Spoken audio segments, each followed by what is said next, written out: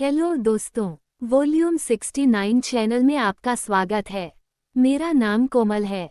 इस चैनल पर मैं अपनी और अपनी सहेलियों की कहानी आपको सुनाती हूँ।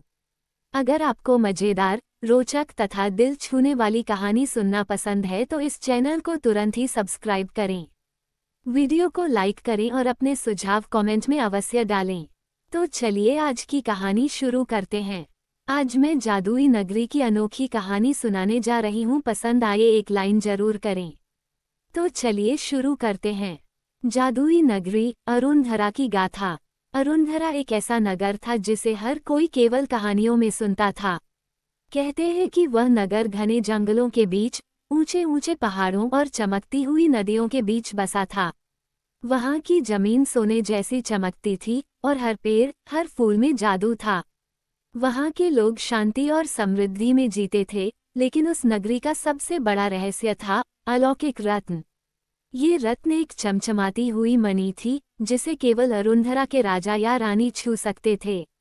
कहा जाता था कि इस रत्न में इतनी शक्ति थी कि यह समय को रोक सकता था, किसी को अमर बना सकता था, और जो भी इसे सही तरीके से उपयोग करता, वह अपनी इच्छाओं को पूरा कर सकता था। लेकिन इस रत्न का उपयोग केवल भलाई के लिए किया जा सकता था। जैसे ही कोई इसे बुरे उद्देश्य से छूता, ये रत्न अपनी चमक खो देता और एक साधारण पत्थर बन जाता। कहानी शुरू होती है एक छोटे से गांव के लड़के अर्जुन से। अर्जुन एक साधारण किसान का बेटा था, लेकिन उसका दिल बड़ा था। उसे बचपन से ही कहानियां सुनने का बहुत शौक था। उसके दादा उसे अक्सर अरुणधरा और अलौकिक रत्न की कहानियां सुनाते थे। अर्जुन उन कहानियों में इतना खो जाता कि वह रात भर जागकर सपने देखता कि एक दिन वह भी उस जादुई नगरी में जाएगा। एक दिन, जब अर्जुन खेतों में काम कर रहा था, उसने जंगल से आती हुई एक मधुर आवाज सुनी। आवाज इतनी मोहक थी कि वह अपनी मुट्ठी में रखे अनाज को गिराकर उस दिशा में भागा। जैसे ही वह जंगल के अंदर गया, उसे वहां एक बूढ़ी औरत मिली। उसकी आंखें चमक रही थीं और वह एक जादुई लाठी के सहारे खड़ी थी। अर्जुन, बूढ़ी औरत ने कहा, तुम्हारा समय आ गया है। अरुणधरा को तुम्हारी जरूरत है। अर्जुन हैरानी से उसकी ओर देखने लगा। आप कौन हैं और आप मेरा नाम कैसे जानती हैं? उसने पूछा। मैं एक रक्षक हूँ, उसने मुस्कुराते हुए कहा।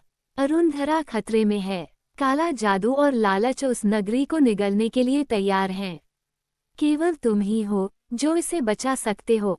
बूढ़ी औरत ने अर्जुन को एक जादुई नक्शा दिया। यह नक्शा केवल तभी दिखाई देता था जब अर्जुन का दिल शुद्ध होता। उसने अर्जुन को बताया कि उसे 7 कठिन परीक्षाओं का सामना करना होगा। हर परीक्षा न केवल उसकी शारीरिक क्षमता बल्कि उसकी बुद्धिमानी, साहस और करुणा की भी परीक्षा लेगी। पहली परीक्षा थी सत्य का सरोवर। यह एक ऐसा तालाब था जहां यदि कोई झूठ बोलता तो वह तालाब उसे निगल लेता। अर्जुन को वहां अपनी सच्चाई साबित करनी थी। उसने तालाब से कहा, मैं यहाँ केवल दूसरों की मदद के लिए आया हूँ। मैं न तो इस रत्न का मालिक बनना चाहता हूँ और न ही इसका उपयोग अपने स्वार्थ के लिए करना चाहता हूँ। सरोवर ने अर्जुन की सच्चाई को स्वीकार किया और उसे दूसरी परीक्षा के लिए जाने का रास्ता दिखाया। दूसरी परीक्षा में अर्जुन को एक विशाल जंगल पार करना था, जहां हर पेड़ और हर छाया जिंदा थी। यहाँ उसकी मुलाकात एक जादुई पक्षी से हुई, जिसका नाम चंद्रक था। चंद्रक अर्जुन के साहस से प्रभावित हुआ और उसके साथ हो लिया। ये पक्षी न केवल बोल सकता था, बल्कि भविष्य भी देख सकता था। उसने अर्जुन को बताया कि उसका सबसे बड़ा दुश्मन उसका डर है। अर्जुन ने चंद्रक की मदद से तीसरी और चौथी परीक्षा पार की। उसने अपनी बुद्धिमानी से पहेलियां सुलझाईं और अपनी करुणा से एक श्रापित राक्षस को मुक्ति दी। आखिरकार अर्जुन अरुणधरा पहुंचा। वहां के लोग उसे देखकर आश्चर्यचकित रह गए। उन्होंने अर्जुन को बताया कि कृष्ण माया, एक दुष्ट जादूगरनी, रत्न को चुराने की कोशिश कर रही थी।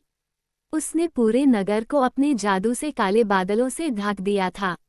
अर्जुन ने चंद्रक की मदद से कृष्ण माया का सामना किया। उसने अपनी ताकत और दिमाग से जादूगरनी को परास्त किया। लेकिन जैसे ही अर्जुन ने रत्न उठाया, रत्न ने उसे एक अंतिम सवाल पूछा। क्या तुम इसे हमेशा के लिए रखोगे? अर्जुन ने जवाब दिया, नहीं, मैं इसे वहां वापस रखूंगा जहां ये सुरक्षित रहेगा। यह शक्ति मेरे लिए नहीं है, बल्कि सभी के लिए है। रत्न ने उसकी सच्चाई को महसूस किया और अपनी शक्ति से कृष्णमाया को खत्म कर दिया। अरुणधरा फिर से रोशनी से भर गया। नगरवासियों ने अर्जुन को सम्मानित किया और उसे अपने राजा के रूप में चुना। लेकिन अर्जुन ने विनम्रता से इनकार कर दिया। वो अपने गांव लौट आया, लेकिन अब वो केवल एक साधारण लड़का नहीं था। वो एक नायक था, जिसने अपनी सच्चाई, साहस और करुणा से इतिहास रच दिया।